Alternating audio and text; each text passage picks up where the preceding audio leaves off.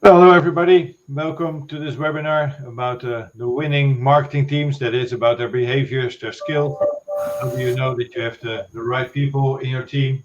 We're here together with Steve Rogers from Right People, Right Job, and he works with all kinds of management teams to see and select who fits best for the job in the companies that he works for.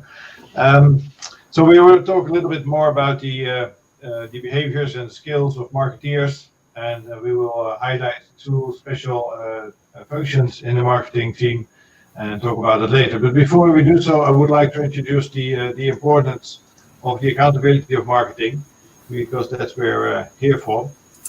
And to start with, um, why is the accountability of marketing so important? So why do we have this webinar about teams in marketing? And to start with, you have this picture of the CEO turning up at showing up at the marketing department and asking for the results. And as you can see, all marketeers dash under the table except for the marketing manager or CMO. He or she has to stand up for the team, but is also ashamed that there's no answer to the question of the CEO. So that's also something that's happening from top down. So where the senior management really demands for accountability in the marketing team, but we see it also nowadays bottom up, where the marketeers want to be proud about their results and are able to prove their added value to the company's bottom line. So since the company is doing and working on an accountable way in the marketing department, well, the marketeers are very happy and pleased to show the results, even when the results are not as good as they're supposed to be. It's very good that you understand how the funnel went and how the campaigns went and what the learnings are for the next campaign. So to deploy the accountability of marketing, there are a couple of steps that are to be taken. This is the accountable marketing cycle. I will not go into there in detail, but just to explain what you are looking for to have in your marketing department. And therefore, we describe those 10 steps just in short, and then Steve will introduce his idea about how to fill in the right people for the right marketing jobs. So the first step is that you make sure that the alignment of your business strategy and marketing strategy are really in peak state. Because sometimes I see there's a business strategy and there's a marketing strategy, and there's hardly any connection between it. So we don't know exactly what we're doing in marketing, and we are not very sure whether it leads to any more success in the business, and it's helping our business strategy to be accomplished. So the next step then is, if you have this alignment of your strategies all in place, then you need to get the support of management. And why is that so important? Just for a simple example, you probably will have to invest in the accountability of marketing. It already starts like investing in people like Steve to check upon your marketing team, whether you have the right people for the right jobs there. And that doesn't go for free. And there are also a lot of other researches that you have to do to make marketing accountable. So you need management support. They really have to understand and support you for these investments. And that's the second step. So if we're looking at the marketeers, and people will talk about it a bit more about their behaviors and skills, we really need to have what we call entrepreneurial marketeers. They should think of the budget that they have or can use for the marketing department. They should think of it as their own money, and so they are really keen on getting the right return on investment when it's their own money. So we have more entrepreneurial marketeers really going for the results.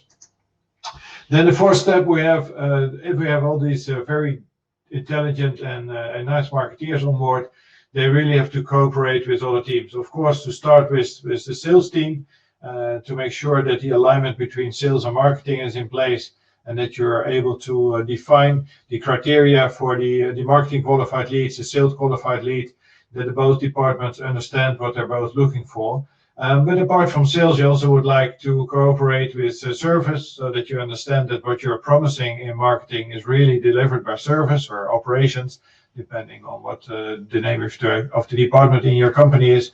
And then, of course, also with finance, because finance will be able to check with you how much the investment of a certain campaign have been, and what the results and revenue is of a certain campaign, and then, of course, the profit of this campaign. Then I would like to make sure that within the company, everybody understands the difference between branding and advertising, where branding is more about theme campaigns and more about building the brand, making sure that your brand is well known and liked, and where advertising is more about getting the sales in and getting the deals done, really making sure that that sales only have to take the orders and that the deals are done there. So there's a difference in branding and advertising, and that's an important step in the deployment of accountability of marketing, that you understand that there are two different budgets is also needed for these types of marketing. Then the sixth one, and I'm a bit exaggerating here with the KPIs. These are, of course, too much KPIs to keep the K in KPI. These are a lot of performance indicators, and only the key performance indicators are very important and to follow and to present to your management team. So the sixth step will be choosing the right KPIs that will tell you how much the marketing team has added value to the company. Then what we call is the cycle I just showed you in the first slide, and it's all about the marketing performance management. You would like to manage marketing performance instead of measure. I'll also see a lot of times it's marketing performance measurement, but that's a more static data-driven idea, and I would like to increase marketing performance, so therefore I need to manage it.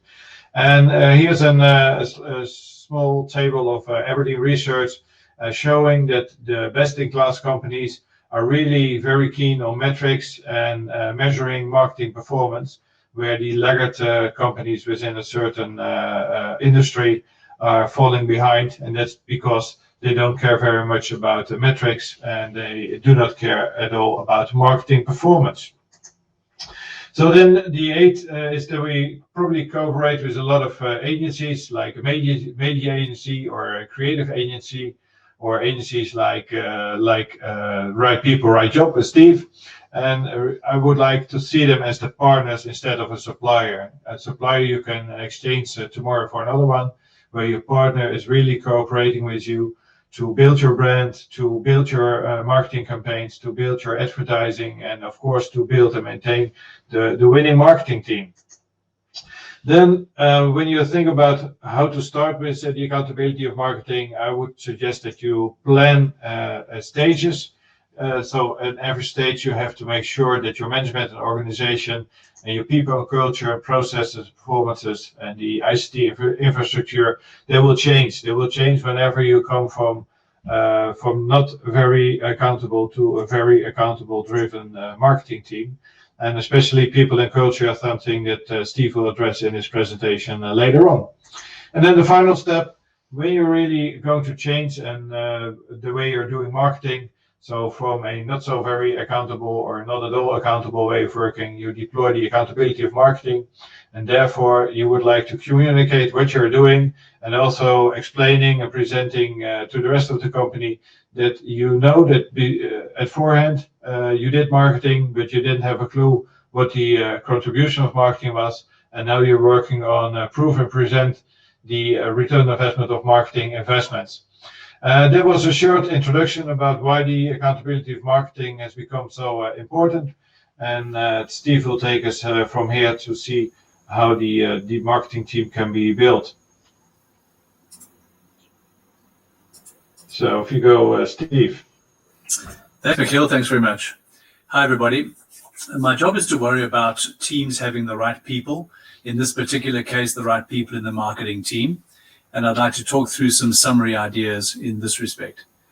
So I'm always interested when experts within a different faculty, like marketing, for example, make comments about people. So Tony Kavanagh, writing last year in the Martech series, spoke about the evolving role of the CMO.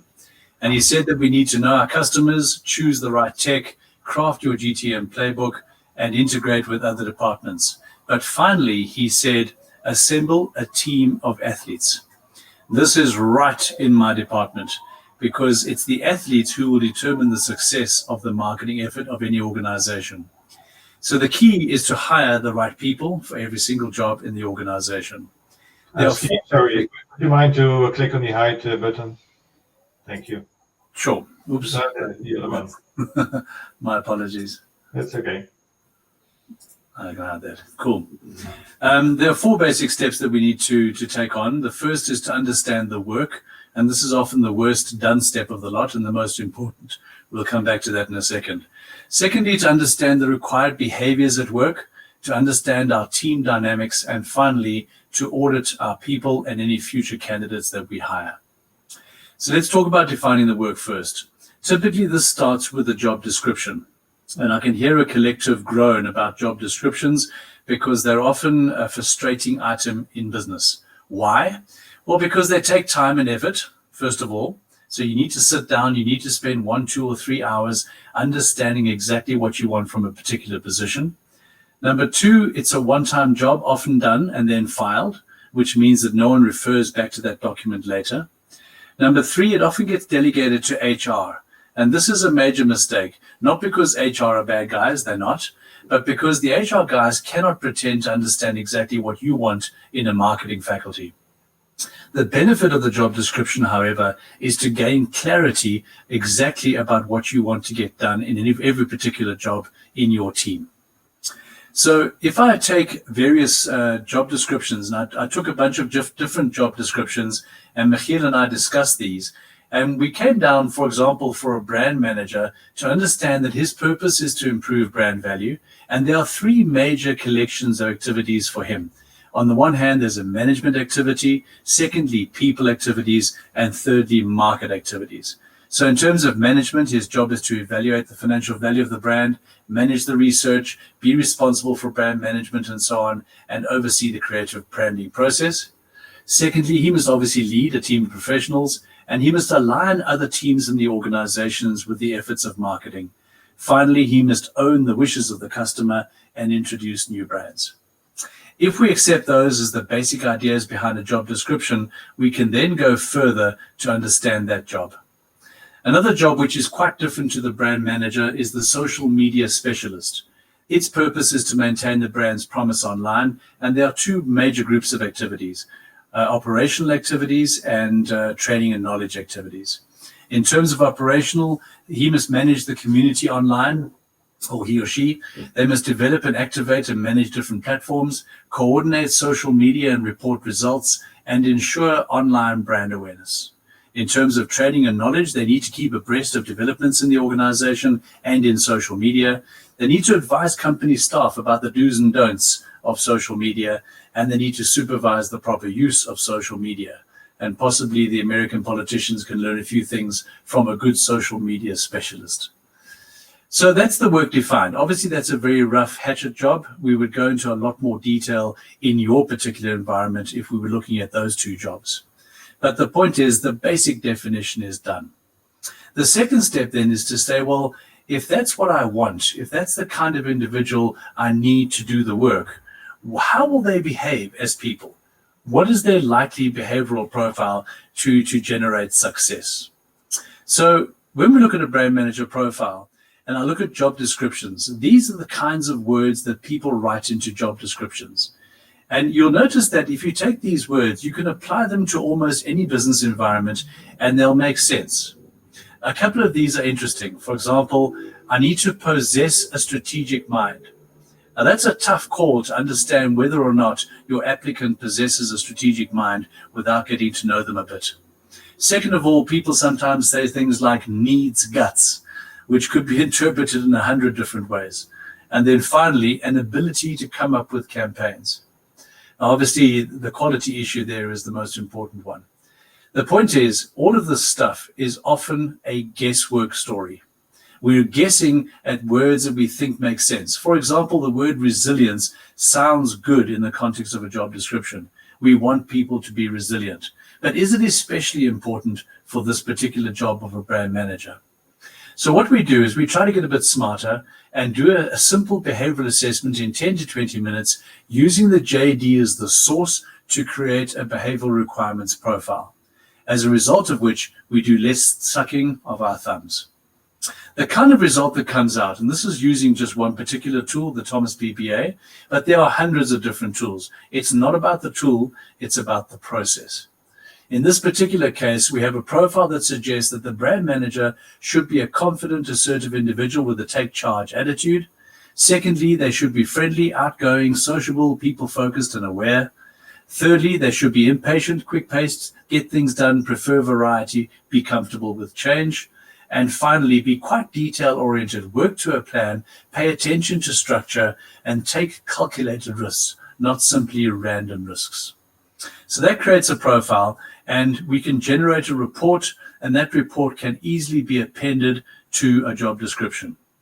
It means then, instead of us inventing words, the words are created for us by using simple software programs and behavioral assessments.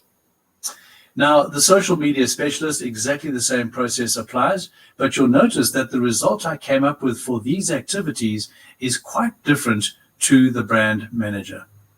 So as a result of which, every job in an organization and in a marketing team requires a particular kind of behavior. If we get that behavioral profile wrong, we run into danger of appointing the wrong people. So for example, if I have an individual with this kind of profile and I appoint him into this job as a social media specialist, you can see without understanding the detail here that that profile is very different to that profile. It means that this individual, if they're appointed to this kind of job, would get very frustrated and vice versa. Okay. So our job from an HR perspective is to help you to put the right people in the right jobs. And we need to understand, first of all, what the marketing person is doing, and therefore what kind of behavior, what kinds of habits are required to get the best work done. Okay, so that's step number 2, understanding the behavioral requirements for a job. The third issue, which is equally important, is to understand the team dynamic. You know, I'm sure all of you can think about a time when somebody joined your team and they just didn't fit. They didn't make sense in the organization. They either were a misfit or they disrupted the team or people didn't particularly like them. So our job is to understand what makes our marketing team different to any other organization. How do they differ from other teams? So we need to understand this in the context of behavior. Now, don't be too concerned about this big spider graph in front of you in terms of definitions, but just understand the middle of the profile. So in the middle here, we've got a gray line which outlines the team profile. How do we get that? What we do is we profile the habits and task efficiency of the entire marketing team and anybody else that the marketer needs to work with. Then we profile the individual marketer and compare their profile to the team. Now, I've used a radical example here just to demonstrate the point. But if this person on the orange line was to join this marketing team, there would be a lot of trouble. It just simply wouldn't work. Let's take an example of a bit of detail here. You'll notice the biggest gap on this spider chart is between the attention to detail of the team versus their lack of attention to detail. Now, a typical result of this would be that the individual would do something, hand in a piece of work for which the detail hasn't been done. The rest of the team would realize quite quickly that the detail is not up to scratch, and they would be frustrated by that individual. This individual would be confused as to why there's heat in the room, because from their perspective, they've done the detail. It's a perception issue that I don't see things the same way you do. And if you go around the table here, you'll see that some of these areas are fairly close. So when it comes to structure and discipline and behavior, this individual is fairly in tune. When it comes to maintaining existing systems, collaborating and working with people, this person is quite comfortable. But when it comes to cautious behavior, this person throws cautious to the wind, and they tend to be more bold in their approach to things. When it comes to actively exploring the environment, which is useful for a marketer, this kind of person doesn't do it. When it comes to being fast and efficient, not in their playbook. When it comes to change, this person is much more comfortable maintaining existing systems and not paying attention to change. So there's enough going wrong in this profile from a match perspective to suggest that this person wouldn't last in this particular team. This is, by the way, live data for a different function, and this individual was retrenched a few months later through a non-performance issue. So that's an example of a tool we use to map people and to understand whether or not people fit a particular team environment. So if we understand the team dynamic in connection with both team person fit and job person fit, we then have some data in front of us. Just as Michiel was talking about earlier, having performance data and KPIs in marketing to understand, is the marketing effort making a difference? Is it accountable? The same thing happens from a people perspective. If we abdicate as marketing people, if we abdicate this work to the HR team, we are hoping and praying that the HR team can guess what we want. As a marketing person, as a marketing leader, it's critical that you understand who's in the team and ask a simple question. Do I have the right people in the right jobs? Are they capable and are they suitable to delivering the marketing strategy for the organization? It's a critical question that should occupy the minds of every CMO and every HR director and every chief executive. Okay, so moving on to the next section then. The final step here is to audit your people and to audit any applicants. So we generally start with auditing people simply because we've already got people. And I find that most CMOs and most leaders generally, they can make a list of their people on one piece of paper in 3 groups very quickly. They can tell me who are the consistent performers, they can tell me who are the steady performers, and they can tell me who are the people that just don't perform. They're the people that don't provide the kind of performance we need. What's interesting is that these people are often left in positions inside companies without ever being fired, without being exited or transferred or developed or changed. We simply tolerate dead wood inside the team. And this is tragic for the individual because their career is going nowhere. And it's tragic for the company because they're paying somebody a lot of money to do a job they can't do properly. So it's very important, first of all, to audit your people. So how do we do this? Well, obviously, we start with the track record. Any recruitment situation, any development situation starts off with saying, where does this person come from? And we use the CV as the proxy tool to understand track record. Track record will consist of roughly 4 topics. The first is the educational background of your staff member. Secondly, the experience of your staff member. And here we're looking at issues of industry experience, functional experience, and institutional experience. Functional means marketing experience, and institutional experience is experience inside our kind of environment. So it's often risky, for example, to appoint a person into a small company who has only worked in big companies and vice versa. They don't have the institutional experience to make the transition from big to small company or vice versa. So the CV is the starting point to understand what kind of people we have on board. And I'm often surprised that managers of people don't know what the CV has inside it. So they looked at it when they recruited somebody, and that's the last time they looked at it. But it's a critical document we should always pay attention to. Number 2, we compare the behavioral profiles of our people to the jobs as we discussed earlier in this presentation. Third of all, we compare their behavioral profiles to the team for which they work. So if I'm, for example, the brand manager or the social media specialist, and I'm working within a marketing team, do I fit the team? And if I don't fit the team, what does that mean for the organization? And then fourthly, we need to score capability and suitability. Now, most organizations don't have an easy, ready system to understand how to score capability, but it is critical and it is doable. And I'm happy to have a conversation after this webinar to talk about that and how we do it. So capability is about, how do I stand at the moment? Am I educated? Am I experienced? Have I done extensive ongoing training in my life? Have I built institutional, functional, and industry experience? And have I occupied jobs that contribute to the success of my CV over time?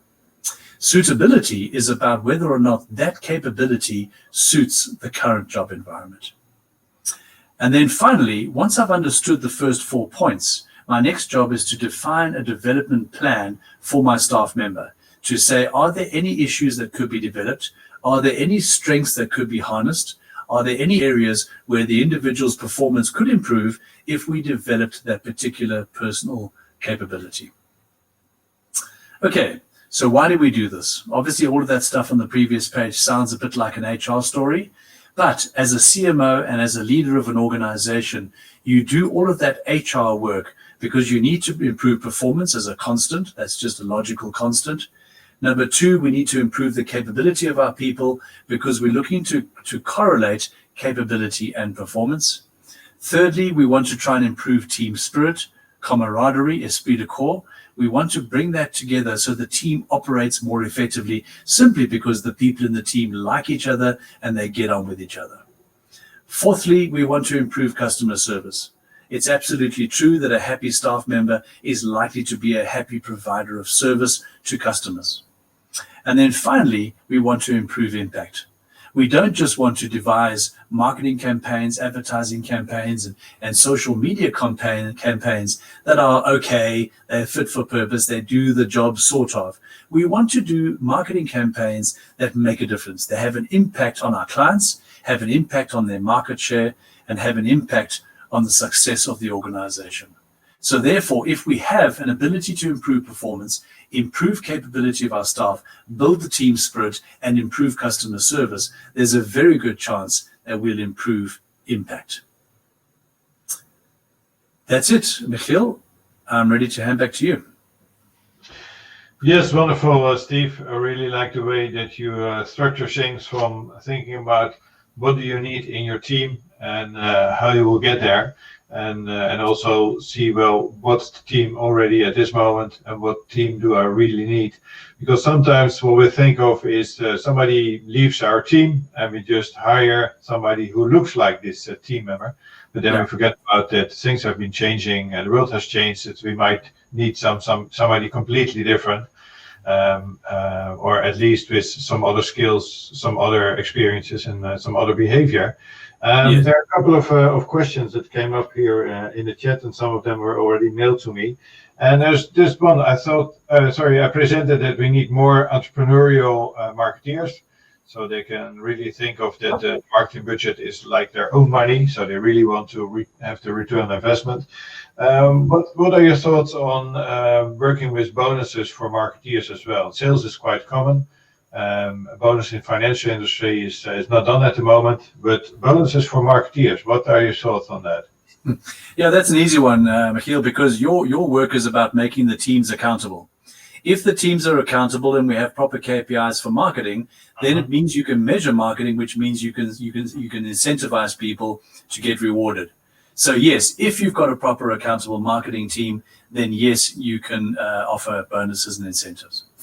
And then again, with a very transparent process that everybody understands how to get the bonuses.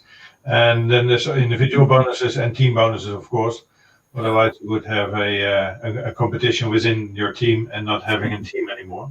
Sure. Okay.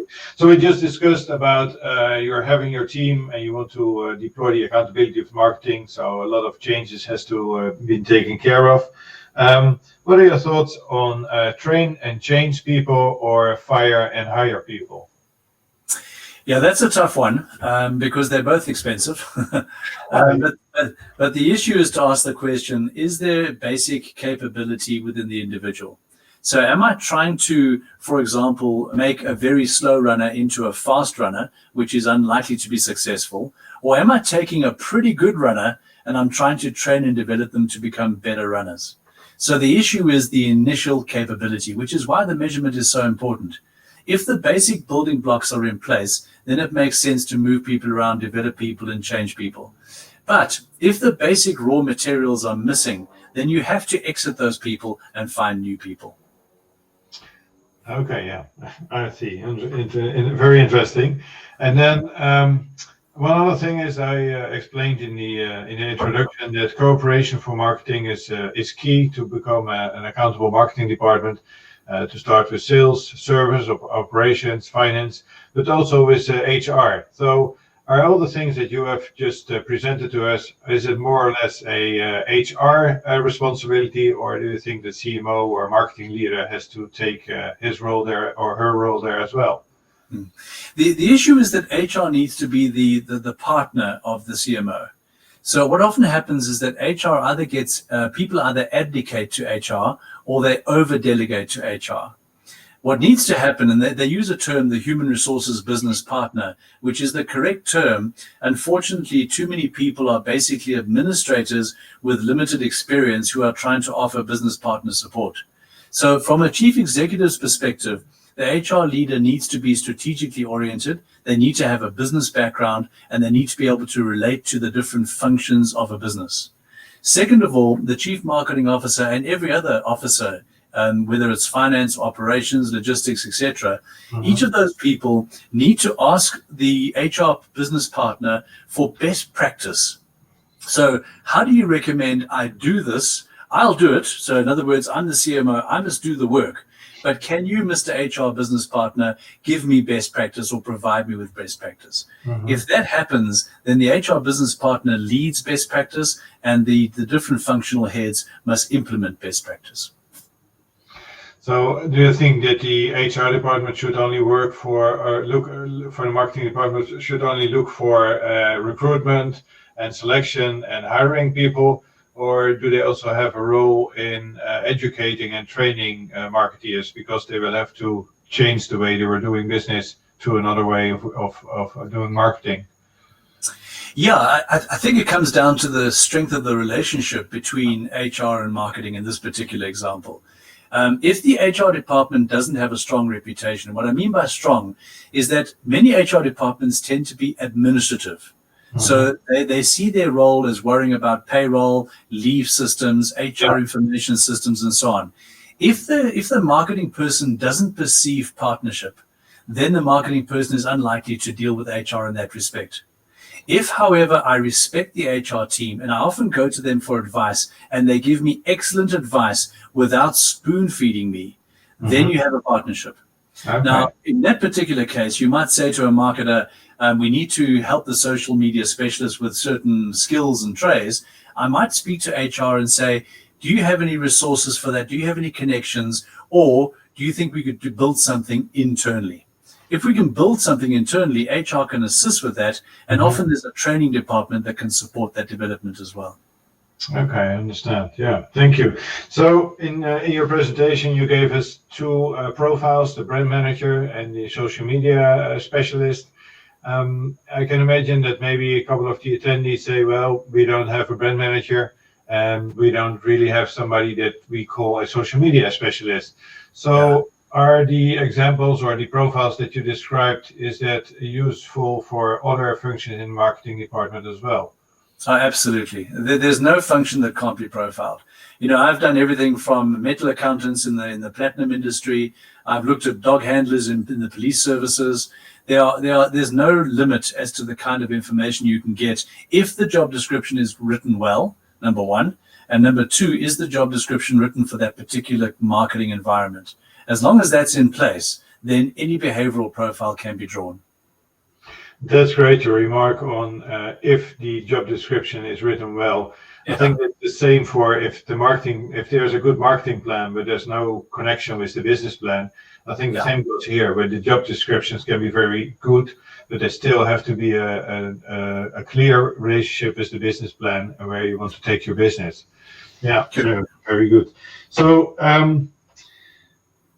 there's one more question I throw here. It's about if you have these different types of people in your marketing team, how do you think that will work well, or like the creative marketeers or the more entrepreneurial marketeers?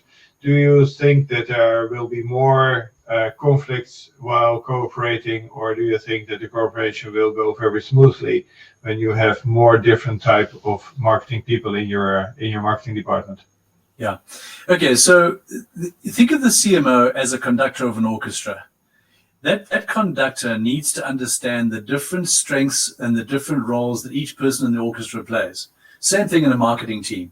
I might have a person that I want to have the gift of the gab, who's entrepreneurial, go get the business kind of person. And I might have another person who's a very detail-oriented copywriter. And I want that person to get every T crossed, every I dotted, and I don't want to find any mistakes in our brochures. Now, when I put those two people together, there's potential for conflict. They don't see the world in the same way. But when I make sure that those two people understand why they are who they are and why their strengths are so important for their jobs, there's a potential to build mutual respect. But it's not a perfect world. I've been to organizations where it depends on the organization. There's often a culture of differences between, for example, salespeople and technical people. I've even seen in social situations where the technical guys all sit at two tables and the sales guys